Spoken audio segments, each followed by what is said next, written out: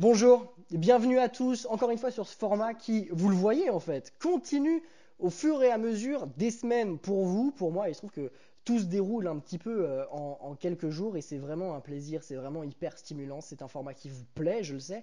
C'est aussi pour ça que je le fais, mais surtout, c'est hyper important de donner la parole à certaines personnes et de pouvoir leur laisser le temps de répondre à certaines questions qu'on n'a pas l'habitude d'entendre et surtout des réponses qu'on n'a pas l'habitude d'explorer non plus. C'est d'ailleurs la raison pour laquelle cette semaine, j'ai invité Philippe Molina avec nous. Salut Philippe, comment tu vas? Bonjour à tous, salut à toi, ça va bien. Je Alors, sors de la sieste, donc je suis en pleine forme. tu sors de la sieste? Attends, est-ce que tu es en train de me dire que cette gueule-là, c'est la gueule que tu as au réveil? Ouais, tu vois les cernes là, bah, c'est pour ça.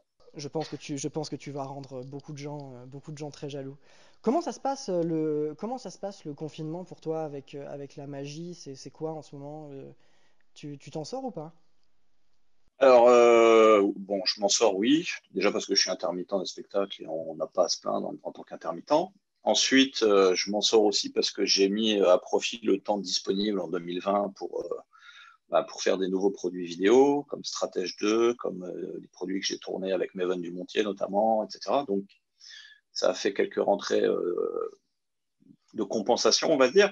D'accord. Et, euh, et ça a occupé mon temps bien. En plus, voilà, j'ai déménagé l'année dernière, j'ai acheté une maison, donc ça m'a permis, finalement, le temps libre était bienvenu, même si évidemment j'aurais préféré avoir du boulot davantage.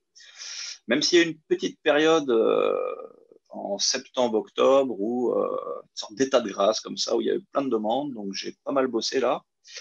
Et en plus, les spectateurs étaient friands de revoir de la magie, enfin, voilà, c'était surtout pour des particuliers, mariages et compagnie, mais je sentais, je fais notamment un mariage où il y avait une quinzaine de tables, donc quand tu arrives, tu dois taper 15 tables, en plus il y avait des bouquets immenses sur les tables, enfin, c'était pas des Ouais. conditions géniales. Et quand la première table, tout de suite, il y a un engouement des gens, ils te font de la place, ils te disent, et puis, franchement, j'ai pas vu passer la soirée, c'était super, quoi. J'ai senti vraiment une envie des gens de revoir des spectacles, de revoir des animations, de revoir des magiciens, quoi. Voilà, donc c'était cool. Donc ça présage pour la suite, je pense, une bonne augure quand on pourra. En tout cas, je pense que les gens seront contents de pouvoir revivre ça, quoi. C'est quelque chose qui revient beaucoup. Je trouve que en ce moment, c'est ce que ils se disent souvent. On en voit beaucoup de la magie. On en voit énormément sur les réseaux, sur Internet, à la télé, sous toutes les formes, les bonnes, les mauvaises, les excellentes, les très mauvaises.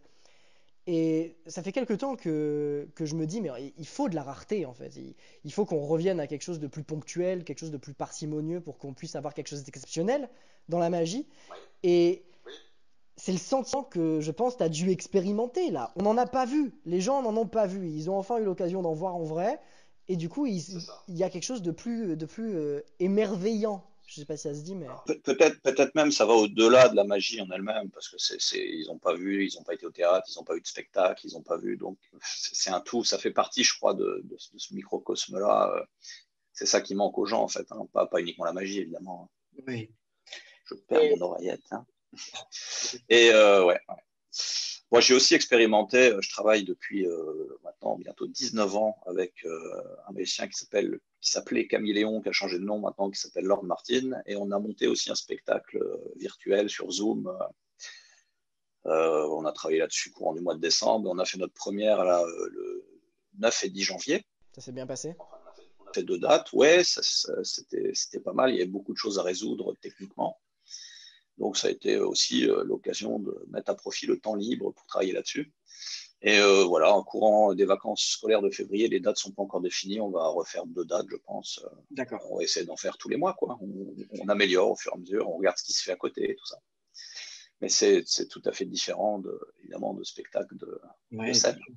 Alors, tu viens de lancer la perche de Caméléon. Cette perche, je vais la laisser de côté parce qu'on va la tirer pendant un moment tout à l'heure, parce qu'à mon avis, il y a beaucoup de choses à dire sur Caméléon au niveau du parcours que tu as fait avec eux et de tout ce qui se passe.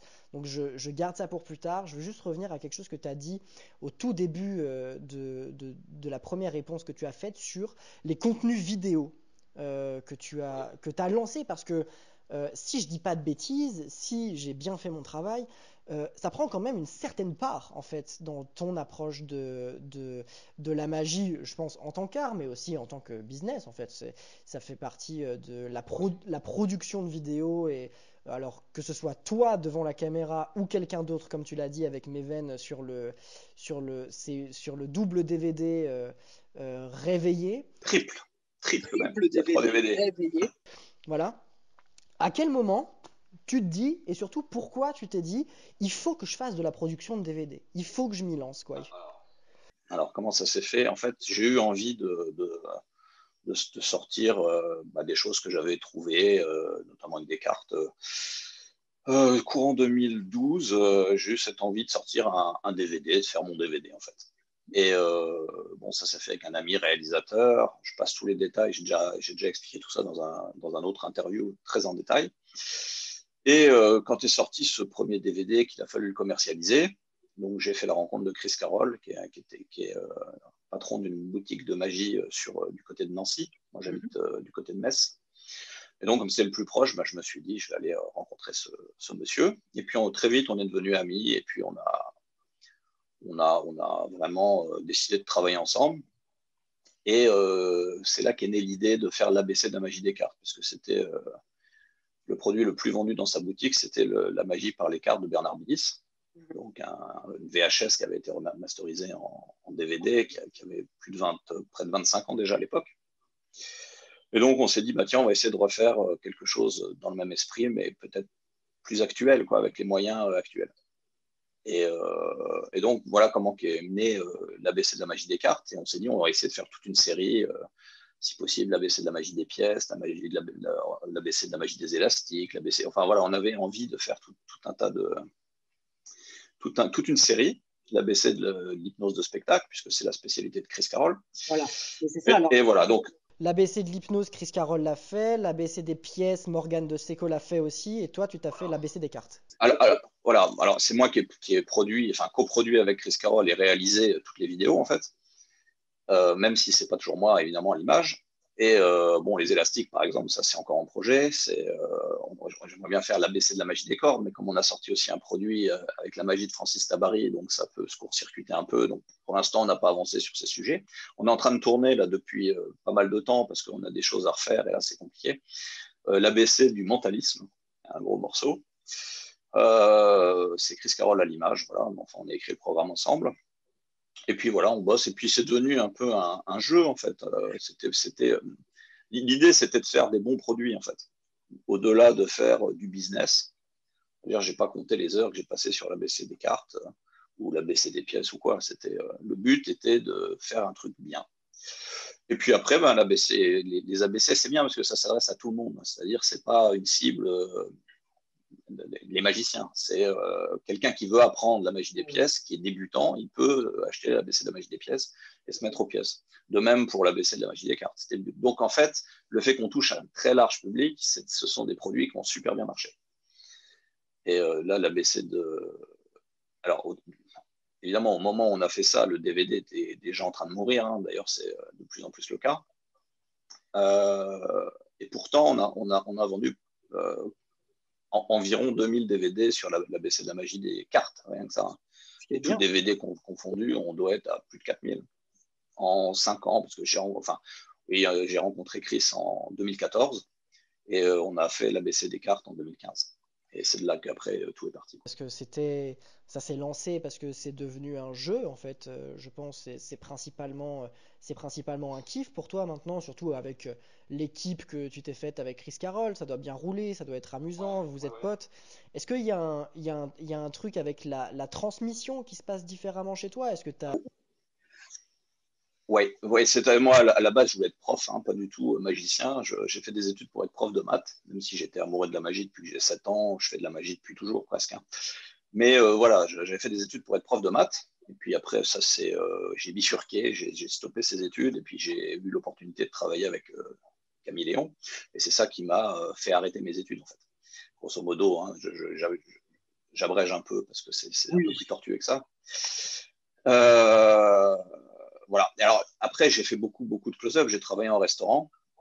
Et à un tel point que j'ai eu des amis qu'il a fallu que je remplace certaines années parce que j'ai un ami qui a eu un accident de parapente magicien, j'ai un autre qui a été hospitalisé pendant des mois et j'ai récupéré donc leur prestation en restaurant et j'ai fait jusqu'à 4-5 parfois restaurants par semaine. Hein. Alors, quand je dis restaurant, c'était à peu près des prestations de 3 heures en close-up en restaurant. Donc ce qui est pas, c'est pas les prestations les plus faciles. Et pendant un an comme ça a été, au bout d'un moment, j'en pouvais plus. Quoi. Et je me suis dit, bon, je vais arrêter ça. Et j'en pouvais plus. Pourquoi? Parce que c'était toujours pareil. Parce qu'on a, je pense, on est tous un peu pareil. On a un répertoire d'une peut-être 10, 20, 30, 40 tours. Et c'est toujours les mêmes qu'on fait parce qu'on sait ce qui marche, on sait comment réagissent les gens, on les connaît sur le bout des doigts. Mais à un moment donné, on se lasse de faire toujours la même chose. Et le fait de développer des produits, justement, de créer des produits pour les magiciens, tout ça, ça m'a forcé à aller vers une magie, ou en tout cas dans la recherche, vers quelque chose que je ne faisais plus en tant que magicien pour grand public. C'est-à-dire après, quand j'ai sorti ma web série, quand j'ai sorti, voilà, j'étais en quête à chaque fois de nouveautés, de recherche, de tiens, qu'est-ce que je pourrais publier, comment je pourrais le faire. Et en fait, ça ouvre vraiment l'esprit à, à une autre forme de magie, en fait. Je parle de ça avec Bebel, lui, il n'aime pas du tout différencier. Pour lui, la magie, c'est la magie, que ce soit pour magicien ou pour profane, c'est pareil. Je ne suis pas 100% d'accord avec ça, parce que je pense quand même que quand on essaye de bluffer un magicien, il faut aller dans son esprit et se rendre compte, enfin, on imagine le chemin qu'il va prendre. Donc, pour le faire se perdre dans l'impasse, il faut anticiper tout ça et amener les choses différemment avec un public qui n'y connaît rien, évidemment. Donc, enfin, voilà, j'aime beaucoup tout ça. J'aime bien bluffer les magiciens. Enfin, j'essaye. Et j'ai développé pas mal de trucs autour de ça. Voilà. Et du coup, ça me sert puisque je les publie. Si je faisais juste ce travail pour mon plaisir et puis pour rien en faire, finalement, ça n'aurait pas beaucoup d'intérêt.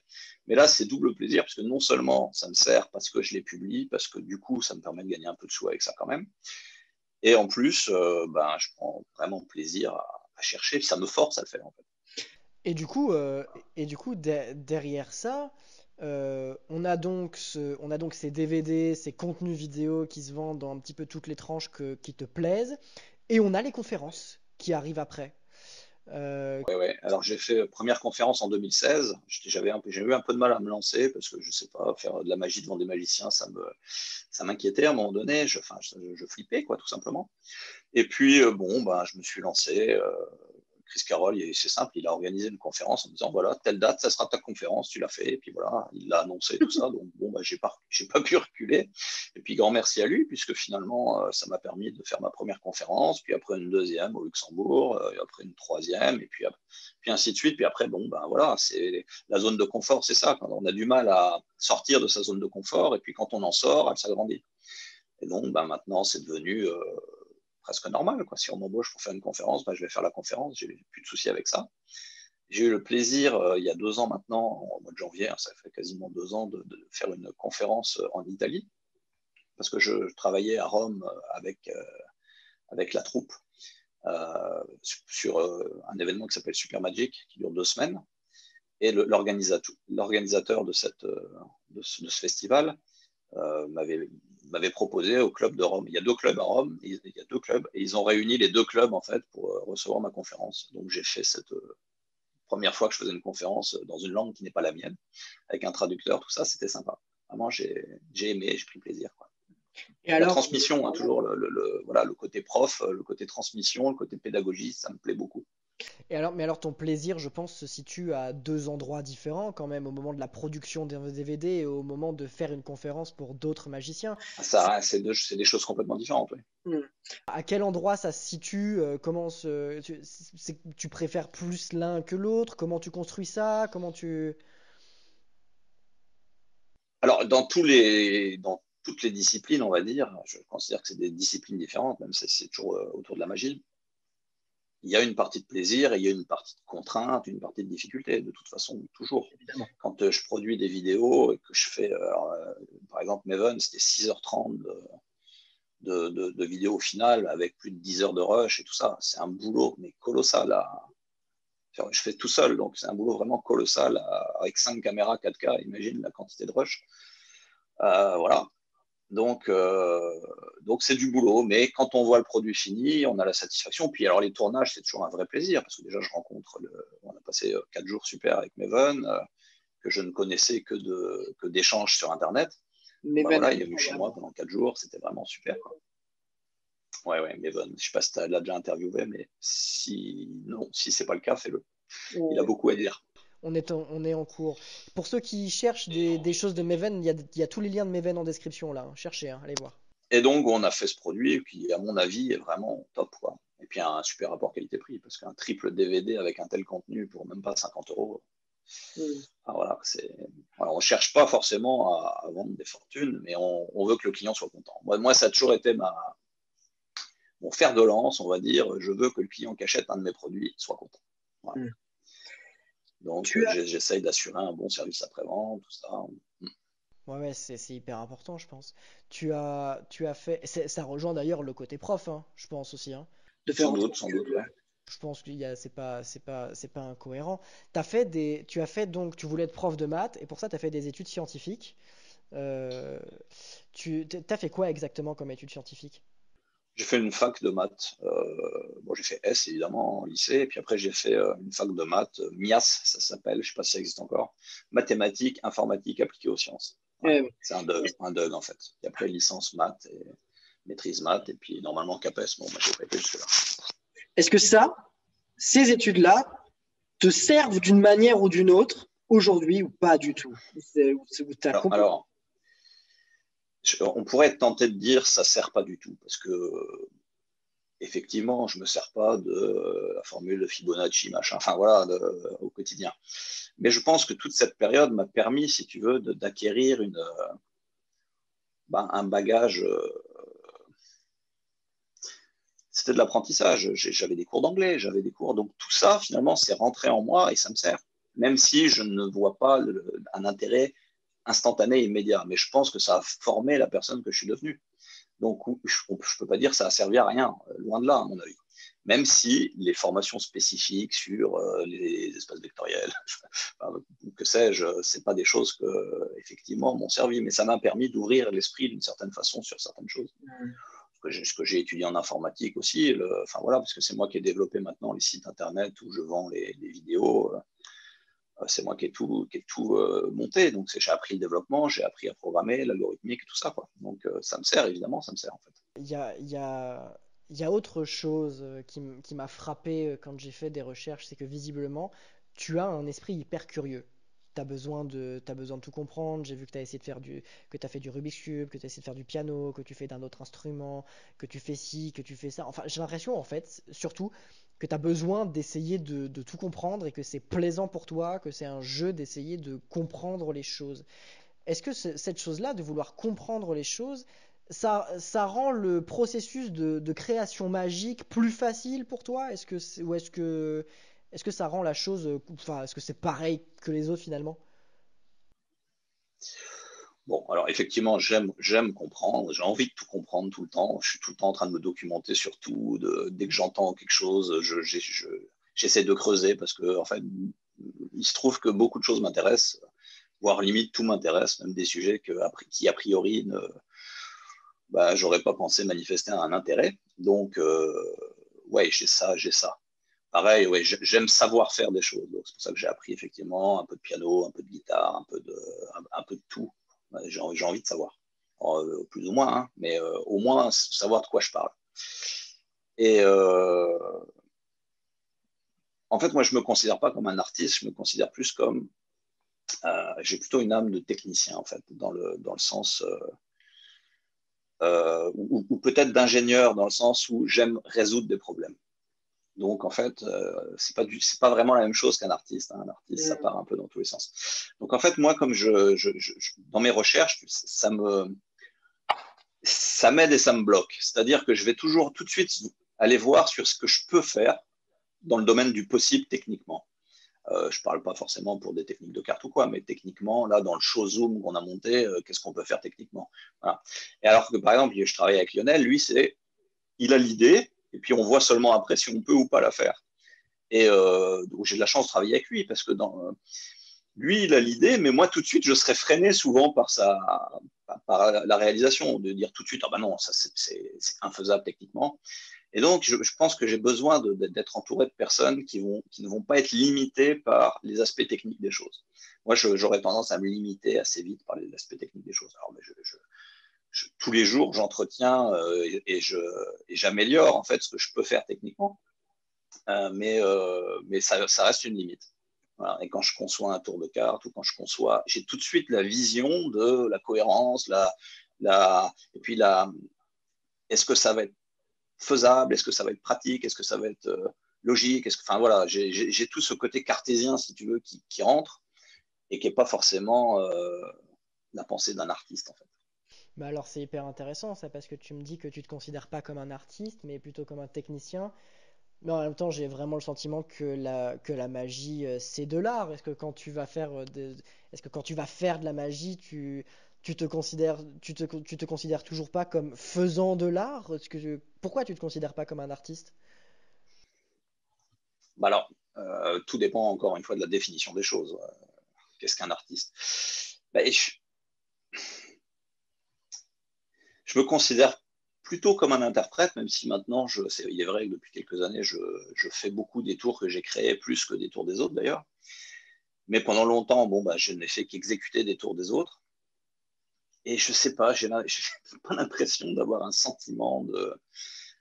L'artiste s'exprime en fait en faisant une œuvre. Que moi, c'est pas vraiment mon cas. C'est pas un moyen d'expression pour moi. C'est un plaisir. C'est une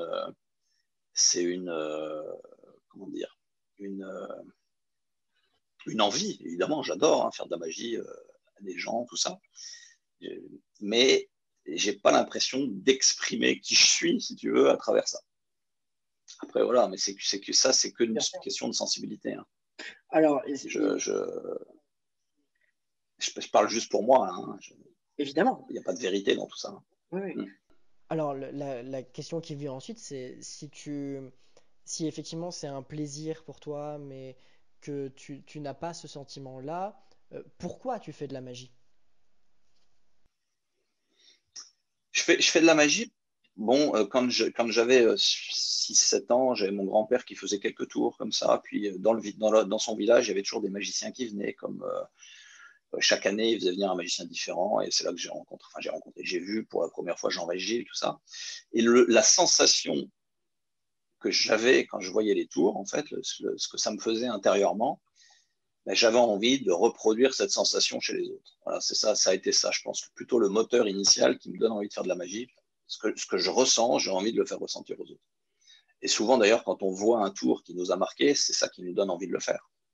Et j'ai beaucoup plus de mal, alors moins maintenant, parce que j'ai une capacité d'analyse qui me permet de pallier à ça, mais j'ai plus de mal quand je vois un tour que je trouve trivial au niveau de, voilà, qui va pas me marquer parce que je vois immédiatement l'explication, de me dire, ouais, ça va être génial sur le spectateur. Alors que parfois ça l'est, hein. Maintenant j'ai compris pourquoi. Mais il y a des années de ça, j'avais surtout envie de faire les tours qui moi, m'ont vraiment fait quelque chose. Quoi. Donc, voilà, mais je crois que c'est avant tout ça, c'est l'envie de faire ressentir ce moment au spectateur. Voilà. Ok, d'accord. Et du coup, au moment où ça commence, tu jettes ton dévolu sur les cartes, principalement les cartes, j'entends. Non, pas vraiment, parce que comment ça commence, donc quand je m'intéresse vraiment à la magie, je n'ai pas beaucoup de sources autres que ce que je vois à la télé. Et ce que je vois à la télé à l'époque, c'était, j'ai vu Tabary qui faisait son numéro de corde, ça devait être en 91, donc ça devait être, je devais avoir 11 ans, et donc je me suis mis aux cordes. Voilà, j'ai allé acheter de la corde chez Castorama, et puis voilà, j'ai essayé de reproduire ce que je voyais. Donc en fait, j'ai commencé plutôt par faire de la corde. Voilà, et puis quelques tours de cartes automatiques que m'avait montré mon grand-père, justement. Et les cartes techniques, c'est venu un peu après, et notamment avec la VHS de Billis. Hein. En fait, c'est pas vraiment la VHS, c'est de le voir chez Coucou C'est nous à l'époque, chez De Chavannes, qui m'a donné envie, pareil, c'est incroyable, parce que ça me faisait quelque chose, j'avais envie de refaire ces choses qui me faisaient des sensations. Quoi. Ouais. Et c'est comme ça que c'est venu. Donc après, je me suis mis aux cartes, effectivement, avec la VHS de Billis. Et puis surtout des livres. Voilà, j'ai acheté dans la foulée, je ne sais plus exactement au niveau timing, mais le cours de cartomagie moderne, avec PC Matière à l'époque, hein, j'avais dû avoir 13 ou 14 ans. Et j'avais lu les 1000 pages là. C'est de Roberto Giobbi, ça, c'est ça? Roberto Giobbi, le cours de cartomagie moderne, carte collège en anglais. Ouais. En français, c'est sorti hein, sous forme de 4 classeurs blancs comme ça. Et c'est voilà, cours de cartomagie moderne, il y a 1000 pages. Mais il faut le lire, voilà. C'est au moins pour la culture. C'est comme certains grands classiques, il faut les lire, quoi. Après, j'ai eu beaucoup de livres de Volmer aussi, hein, les Very Best of. Ça a été la continuité, quoi. Voilà, mais après, oui, effectivement, les cartes, ça a été. En 2004, j'ai acheté à sa sortie le Very Best of de Simon Aronson. Et il y avait une partie sur le chapelet. Alors, Volmer avait choisi des tours qui faisables avec n'importe quel chapelet. Donc, en fait, à l'époque, je ne connaissais pas de chapelet encore. Et je me suis dit, bon, je peux apprendre celui que je veux pour faire ces tours-là. Et après, je me suis orienté très très peu de temps après, vers Mnemonica. Puis j'ai acheté le livre de Tamariz qui était sorti en anglais, je crois à peu près en 2004 aussi. Et puis c'est là que je l'ai appris, quoi. Ça reste le chapelet référence, hein, Mnemonica, encore aujourd'hui. Hein. Ça reste, je pense, celui où il y a le plus de docs. Et celui où il y a eu le plus de publications. Donc, c'est dommage d'apprendre autre chose et de se priver de toutes les recherches qui ont été faites avant. Ça a été ma réflexion, en fait. Donc, et puis surtout, moi, il y avait un effet que je voulais absolument faire, c'était le retour au jeu dans l'ordre. En faisant un tour, on peut faire ça. Et donc, ce chapelet le permettait. Donc, j'ai dit, allez, c'est vendu, ça sera celui-là. Voilà. Donc, j'ai appris Mnemonica en 2014, en 2004. Et du coup, à partir du moment où tu te lances à faire des cartes, ça devient l'objet central de ta magie, je crois, les cartes. Disons que quand je suis en prestation, c'est ce que je fais le plus, même si je fais beaucoup d'autres choses. Mais quand je suis chez moi ou quand je suis en recherche, c'est ça qui m'intéresse. Ouais. C'est là que j'ai envie de chercher des nouvelles choses, parce que c'est sans fin, c'est sans limite. Quoi. Donc ouais, ça m'intéresse vraiment. Quoi. Mais là, je suis en train de bosser une routine d'anneau chinois, tu vois. T'as le sentiment qu'avec les cartes, on peut exprimer plus de choses qu'avec autre chose? Comme je t'ai dit, moi, c'est pas forcément un moyen d'expression, mais on peut faire tous les effets. Bevel dit tout le temps, dans les cartes, il y a toute la magie. Je suis assez d'accord avec ça, on peut tout faire avec les cartes. On peut faire quasiment toutes les familles d'effets.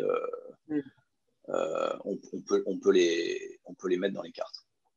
Donc oui, je pense que les cartes. Et puis surtout, ça prend pas de place. Je peux avoir toujours un jeu dans la poche et à n'importe quel moment être prêt pour faire 2 heures de show avec un jeu de cartes. Quoi. Voilà, c'est ça qui me plaît maintenant. C'est la versatilité de l'objet. Quoi.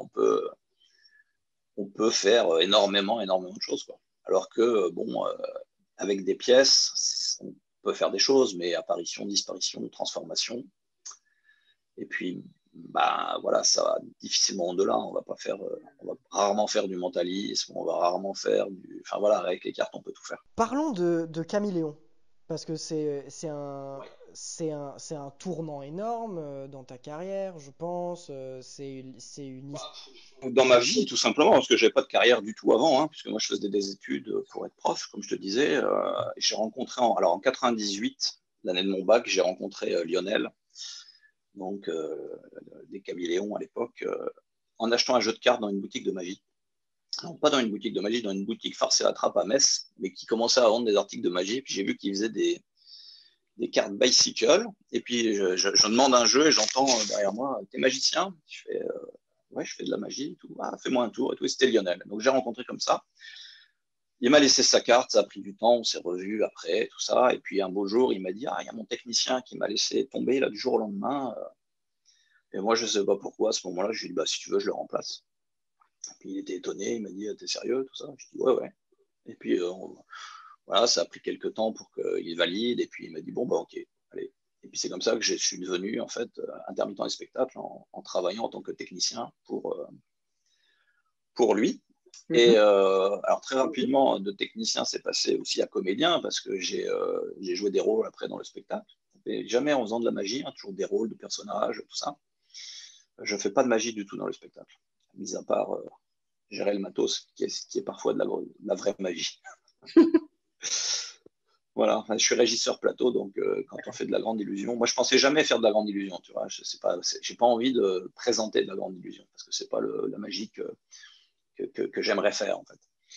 Par contre, comme je travaille sur un spectacle de grande illusion, maintenant ça va faire 19 ans, hein, puisque c'est depuis 2002, avril 2002, qu'on a commencé à travailler ensemble, vraiment, premier spectacle, 30 avril 2002, que j'ai vraiment beaucoup de notions de la grande illusion, que ça soit au niveau logistique en tout cas, mise en scène, éclairage, enfin sonorisation, enfin voilà, tout ce qui est scène, j'ai appris par la force des choses avec lui, quoi. Ouais. Avec la troupe qui s'est agrandie peu à peu, quoi. Et vous avez notamment fait le Magie Las Vegas Show, là, qui a commencé en 2011. J'ai vu qu'il a été joué plus de 300 fois en 2011. Qui après, il y a eu une nouvelle version en 2012, en 2013, et ça a été élu meilleur spectacle de magie de l'année.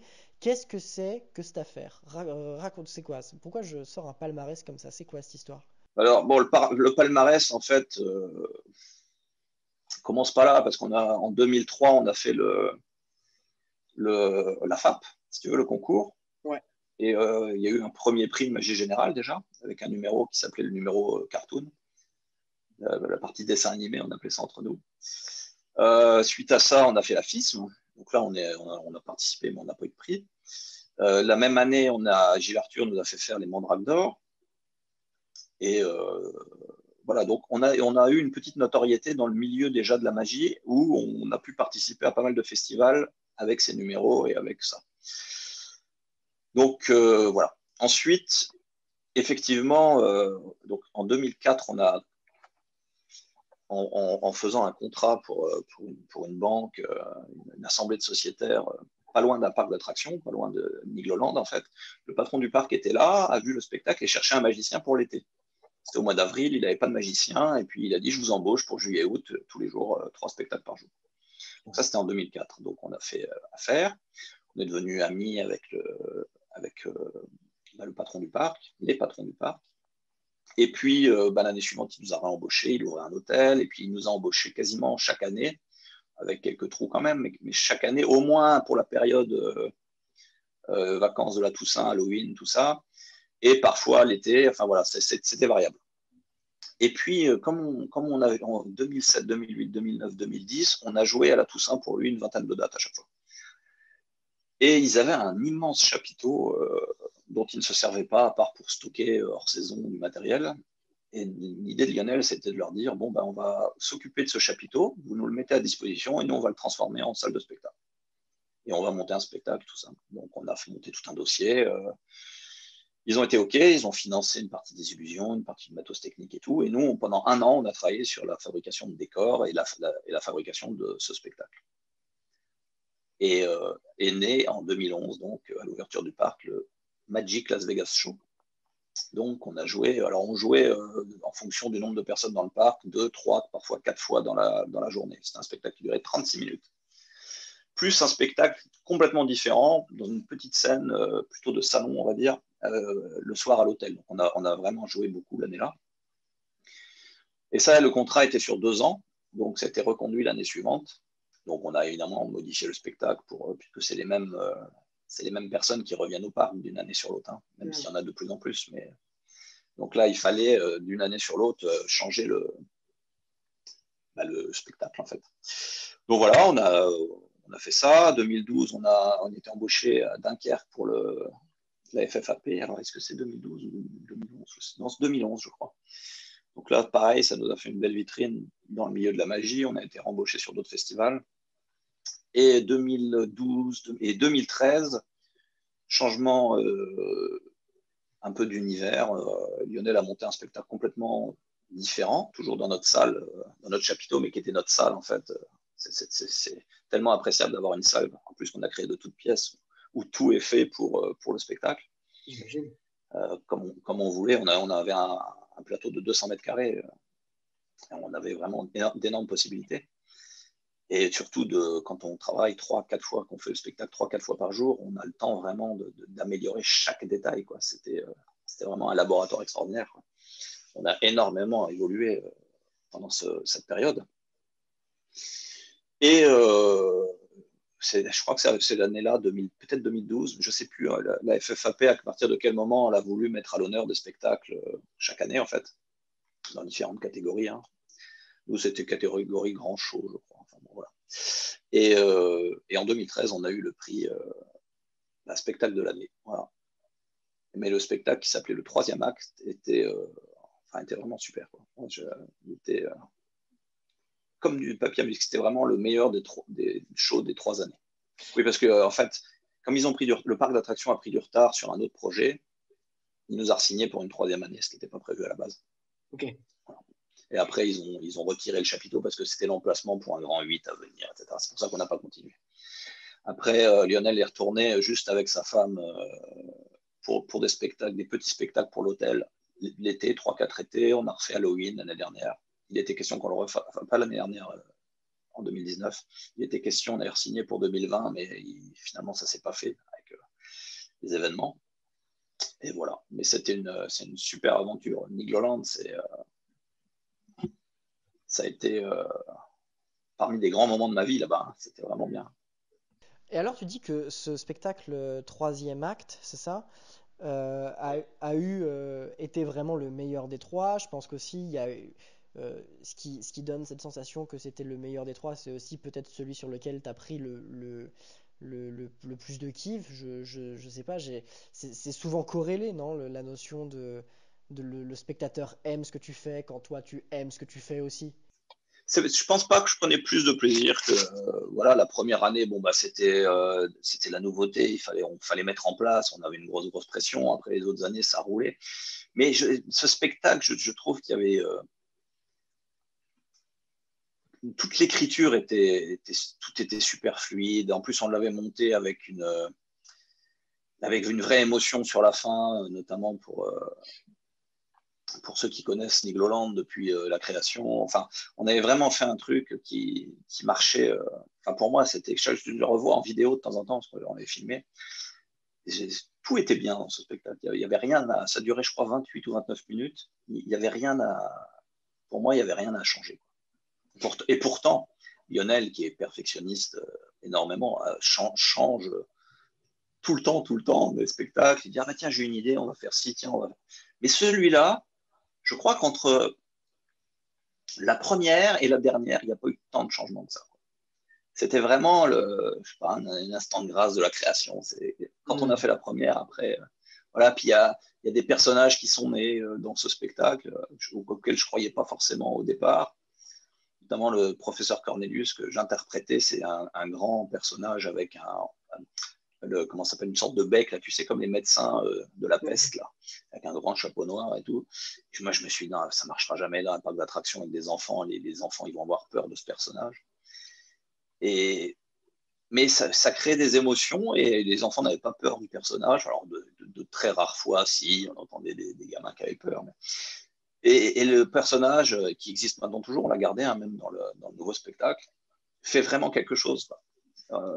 Je ne sais pas comment décrire en fait ce que je ressens par rapport à ce spectacle, mais c'était vraiment un des meilleurs shows qu'on a monté, enfin, pour ce format parc d'attractions, hein, parce qu'après on a un show de 2 heures aussi qu'on fait déjà avant et puis par la suite, mais qui est en perpétuelle évolution évidemment, qui est vraiment très abouti. Mais Et alors, pour ce format-là, c'était vraiment bien. Si on se concentre sur le processus de création, ça peut être intéressant d'essayer de trouver ce qui a été différent sur le processus de création de troisième acte, qui a été le meilleur visiblement de ce que vous avez fait. Qu'est-ce qui a différé sur le processus de création de ce spectacle-là par rapport aux autres? Est-ce que c'est quantifiable ou est-ce que c'est juste émotionnel?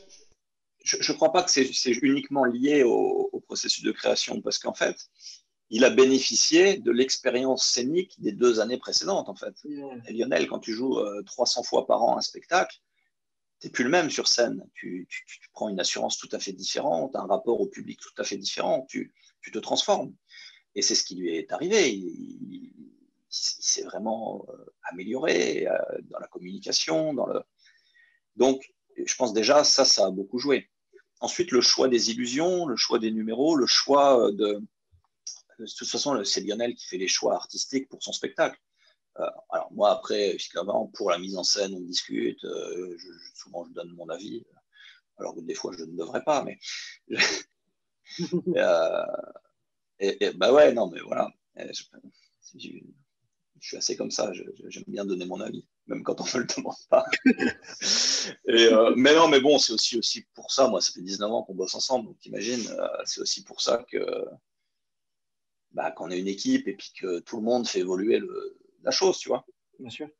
Donc, mais le processus de création, je pense pas qu'il était très différent. Hein.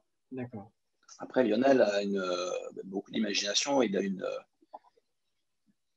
un processus créatif qui m'est complètement étranger à moi parce que je suis incapable d'avoir ce processus créatif. Quoi. Un jour, avant l'année-là, il a dit, il est allé voir le patron du parc, il avait besoin donc d'un financement pour le final qu'il imaginait. Il lui a dit, voilà, imagine, il va y avoir un immense livre sur la scène, on va ouvrir les pages, on va montrer qu'il n'y a rien dedans. Et puis là, on verra l'histoire du parc sur le livre, et puis à la fin, on ouvre la page, on ouvre la couverture du livre, et du livre vont sortir les mascottes du parc. Quoi. Donc des mascottes qui mesurent 2 mètres de haut, enfin voilà, qui sont avec des vraies personnes à l'intérieur. Et je lui dis, c'est cool, tu proposes ça, mais est-ce que tu as une idée de comment tu vas le faire? Pas encore, non, mais je vais aller lui vendre ça. Moi, jamais j'oserais faire un truc pareil. Donc, il l'a fait, il est allé lui dire, voilà, il y aura ça. Bon, après, il rentre chez lui, il dit, bon, maintenant, faut le faire. Et je me souviens, l'hiver là, il m'a dit qu'il était en extérieur en train de souder des trucs et tout, par moins de 10 degrés. Enfin, c'est un bosseur, hein. Et puis, évidemment, quand tu crées des illusions, ça marche pas, et puis il faut refaire. Ah bah non, là, ça marche pas. Oui, pourquoi ça marche pas? Oui, tiens, faudrait changer la charnière, faudrait la mettre plutôt comme ça, là, ça va aller. Et tiens, alors, et puis après, ah bah tiens, comment la phrase, va y avoir l'histoire du parc sur le livre, comment on fait ça? Ah bon, on va projeter avec un vidéoprojecteur, faut qu'on crée une vidéo, tout ça. Au moment où... Enfin voilà, et puis peu à peu, les idées se sont mises en place pour ce final, mais je crois que pour tous les numéros, c'est un peu pareil, en fait. Ouais. Et toi? Il a l'idée de base, et puis après, il étoffe.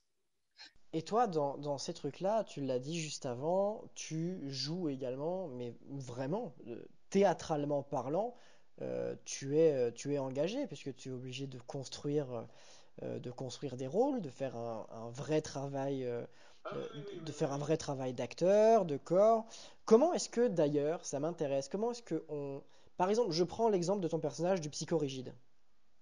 J'ai vu ça sur ton site, j'ai vu ça sur ton site internet. Tu prends l'exemple d'un psychorigide. Moi, je me dis toujours, si je devais, enfin, je me dis toujours, c'est ce que je me suis dit là, si je devais prendre le personnage d'un psychorigide, ça me ferait changer mon approche de la magie de manière totale et complète. Est-ce que ça a été le cas? Qu'est-ce que tu as dû changer dans ton approche de la magie avec un personnage psychorigide? Qu'est-ce qui s'est passé? Comment tu as créé ce personnage? Mais ce personnage n'est pas très différent de qui je suis vraiment. Non, j'exagère un peu, mais c'est vrai, j'aime assez ce qui est précis. J'aime bien quand on est à l'heure. J'aime bien, j'ai un petit côté comme ça. Donc en fait, il a suffi d'accentuer un peu le trait, tout simplement. Voilà. Donc ça, c'était assez simple. Après, un jour, il m'a dit, ah bah tiens, j'ai trouvé ton nouveau rôle. Tu vas jouer le rôle d'un arriéré. Un mec qui était en loc comme ça, son frère handicapé, un peu arriéré. Alors là, bon bah voilà, bah écoute, hein, j'ai joué un débile, bon, bah, c'est assez simple finalement. Voilà. Il disait là au moins il y arrivera. Et puis le psychorigide, non, ben je sais pas, tu vois. Oui, bien sûr. C'était pas très compliqué parce que c'est pas un rôle vraiment très très différent de qui je suis au fond. Bon, je suis pas si psychorigide que ça, mais Oui, je peux voilà, comprendre. là, le personnage, il est sans cesse en train de tout nettoyer, en train d'être là, très droit, En fait, le personnage, je ne sais pas si tu as vu la série Banshee, a Non, été inspiré du. Tu as vu Banshee? non. Non. Bon, eh ben, dans Banshee, il y a un personnage dont le nom m'échappe là, mais il y a le héros et le anti-héros en fait, qui s'appelle Proctor, et ce Proctor, il a un majordome qui est là toujours avec un nœud papillon, qui sourit jamais, qui est sinistre. Et c'est ce personnage-là qui a inspiré Lionel et qui a dit voilà, tiens, on va prendre, tu vas jouer ça. Voilà. Donc, j'ai des lunettes carrées. Je ne sais pas si tu as vu des photos, je ne sais pas si j'en ai mis sur mon site. J'ai un costume avec cravate, très tiré à 4 épingles, toujours très droit, comme ça, très peu de sourire. Très... Oui, je l'ai vu. Voilà. Et puis, par moment, le personnage, il pète un plomb pour X raisons. Mais par exemple, voilà, dans le spectacle, à un moment donné, justement, il explique que je suis psychorigide, et pour le montrer au spectateur, il sort un Rubik's Cube.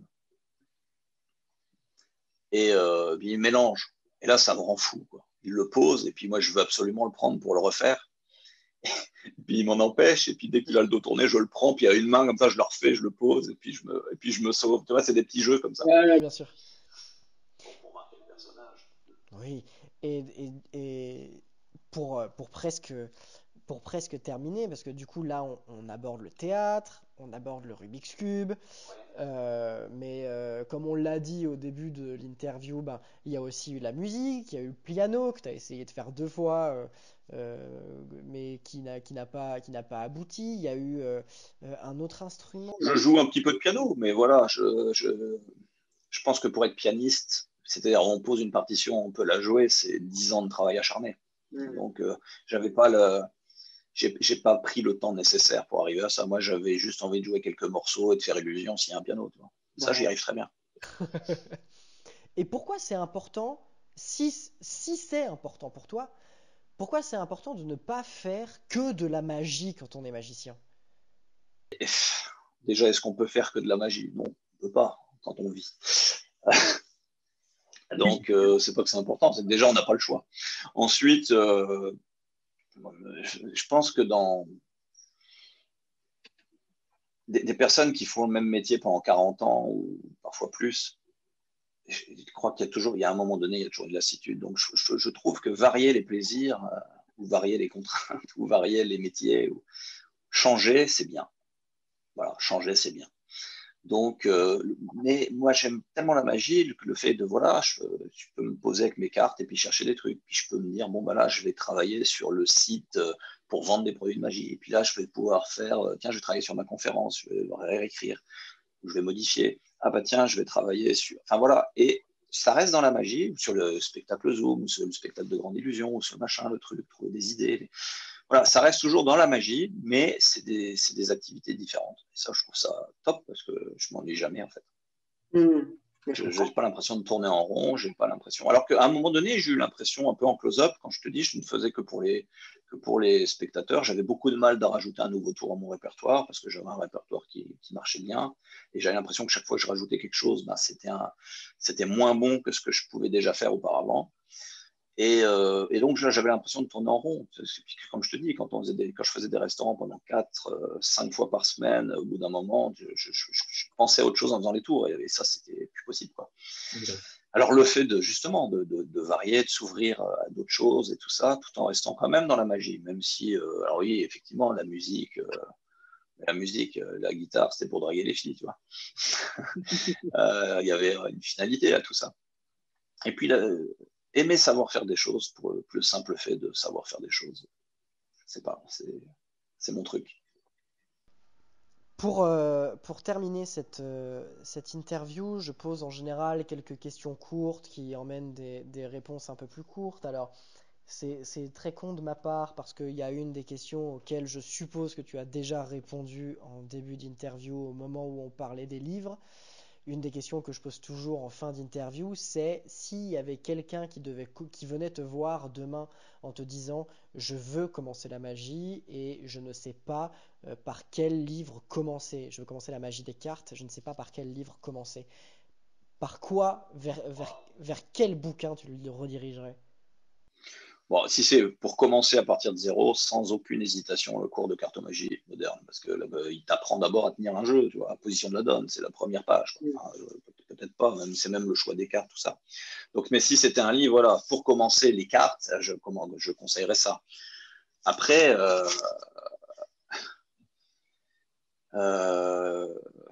je conseillerais l'ABC de la magie des cartes en vidéo. Voilà, je suis en train je travaille là, c'est écrit mais c'est pas tourné, sur un programme intermédiaire, c'est-à-dire un nouveau programme pour débuter la magie des cartes. En fait, ça sera des tours automatiques. J'ai cherché depuis des mois là, des tours automatiques parmi les meilleurs, je trouve, qui soient. Alors, il y a beaucoup de littérature là-dessus, tout ça. Alors, j'en ai pris entre 25 et 30 et je les ai agencés sous forme de spectacle. Des shows de 20 minutes à peu près. Alors, j'hésite entre 3 ou 4 shows, mais je pense que je vais finir avec 3 shows de 20 minutes. Voilà, mais des shows construits où il n'y a pas de manip, que des tours de cartes automatiques. Mais des tours bien choisis, pas forcément, enfin, que je trouve bons, quoi, pas chiants, quoi, parce que souvent les tours automatiques, c'est assez rébarbatif. Et là, non. La seule technique qu'il y aura, c'est quand même apprendre à mélanger à la française. Voilà. Et donc, on peut faire 1 heure de magie, de bonne magie, je pense, comme ça. Et donc, je pense que ça sera un intermédiaire tout à fait. Enfin, voilà, c'est la personne qui veut débuter ça, on pourra lui dire commence avec ça, tu verras si tu accroches. Et évidemment, moi, dans le programme, je vais faire la promo de l'ABC de la magie des cartes pour ceux qui veulent aller plus loin. Tu vois. Ouais, donc, je pense que commercialement, ça sera un produit qui se vendra en premier. Donc, je conseillerais ça. Mais c'est une vidéo, c'est pas un livre. Hein. Non, mais voilà, parce que le problème des livres, c'est qu'il n'y en a pas beaucoup qui partent de zéro. Vraiment de zéro. Alors, à part le cours de cartomagie pour les cartes. Quoi. Mais pour la scène ou quoi, il y a les bouquins de Merlin sont pas mal. Hein. Des trucs. Mais voilà, il n'y a rien qui part vraiment de zéro. Hein. À part des livres pour enfants. Ah, la magie pour les nuls est pas mal du tout. Pas mal du tout. La magie. Ouais. Dans la série pour les nuls, c'est écrit par Bernard Bliss. Et alors, il n'y a pas que des cartes, hein, mais il y a vraiment beaucoup de choses. Et c'est vraiment bien fait. Hein. C'est vraiment bien. Si, si tu avais 2 ou 3 noms, ou même un nom, s'il y en a un qui est vraiment au-dessus du lot, de personnes dans la nouvelle génération de magiciens qui vraiment te met sur le cul. Bon, j'ai eu ça, c'est pas la nouvelle génération, mais pour moi, la personne qui m'a mis vraiment sur le cul à l'époque, quand j'avais 20 ans, c'était Guy Hollingworth. Qui pour moi, c'était. Il est fou. C'était waouh. Il est génial. Et quand je l'ai vu en 2015 en Italie à la FISM, j'étais dans la salle où il faisait sa conférence, c'est la plus longue standing ovation de tout le congrès que j'ai vu. Et c'était mérité. Alors, ce qui était marrant, c'est qu'il faisait la même chose que ce que je l'ai vu faire quand il avait 20 ans. Enfin, quand j'avais 20 ans, en tout cas. Oui. Et il avait rajouté quelques trucs. Mais c'est assez peu connu, hein, mis à part voilà, c'est dans son bouquin, là, Drawing Room Deception, mais c'est pas très, très connu. Mais quand il a fait ça devant 1000 magiciens, la salle était folle, quoi. Mais c'est mérité, quoi. Donc, lui, il m'avait beaucoup plu. Alors, dans la nouvelle génération, je t'avouerai que je suis pas trop, mais Arapan, j'aime bien. Et il y a quand même beaucoup de. C'est pas mal ce qu'il fait. Hein. Bien sûr. J'aime bien.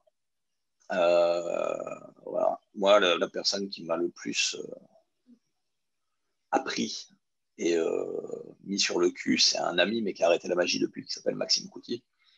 On ne se fréquente plus. Il a coupé les ponts un peu avec toutes les personnes qui font de la magie. Donc, mais ça a été vraiment la personne qui m'a le plus fait évoluer dans la magie. Vraiment, clairement. Pendant 5 ans, ça a été génial. Enfin, et pour terminer doucement cette interview, parce qu'on arrive à 1 heure, pour que cette série d'interviews puisse continuer, pour qu'elle puisse prospérer tranquillement, si tu pouvais me mettre en contact avec quelqu'un, avec qui ce serait? Voilà, moi je suis très ami, parce qu'il est de Metz également, avec Yannick Chrétien. Ça pourrait t'intéresser, je pense. Ouais. Il a eu le premier prix de close-up de cartomagie, je crois, en 2002.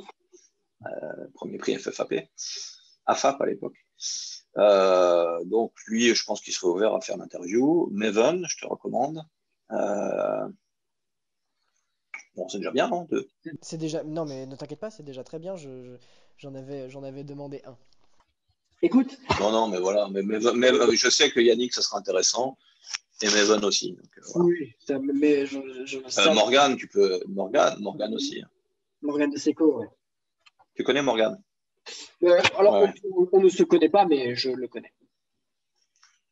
Je me tiens. Ah, d'accord. T'as vu la BCD?